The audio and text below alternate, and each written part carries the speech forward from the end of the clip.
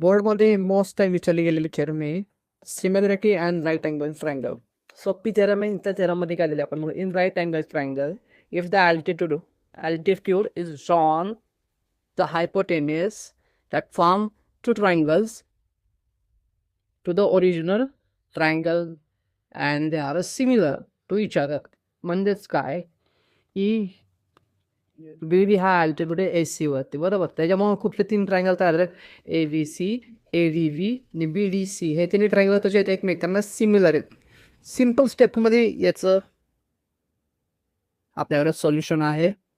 एकदम सिम्पल. आता आपण पहिल्यांदा बघूया 2 triangle, triangle A D B आणि triangle A B C. Right.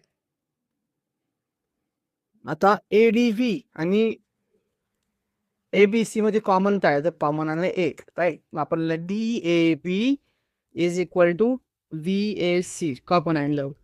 हा डी 90 डिग्री आणि हा बी पण 90. Therefore A D B is equal to A V C each triangle. त्यामुळे दोन्ही ट्रायंगल कुठल्या टेस्टने सिमिलर झाले, ट्रायंगल ए बी बी आणि A B C is similar to test A A. A test म्हणजे कुठली, अँगल टेस्ट. राईट. आता दुसरे 2 triangle बघूयात आपण, ट्रायंगल बी डी सी आणि ट्रायंगल ए बी सी. याच्यामध्ये काय परत सी अँगल हा कॉमन आहे, त्यामुळे बी सी टी आणि अँगल ए सी पी हा कॉमन अँगल झाला. परत बी 90 डिग्री आहे, डी पण 90 डिग्री आहे. जर पर D B C is equal to A B C each 90 degree.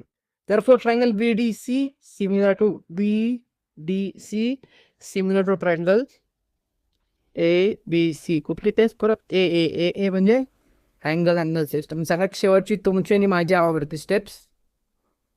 From 1 2 and D we can write triangle ADB similar to triangle BDC similar to triangle ABC. याचं म्हणणं असं आहे की जर ADB आणि ABC सिमिलर आहे, BDC आणि ABC similar आहे, तर ते तिन्ही ट्रायंगल कसे सिमिलर आहे. थँक्यू.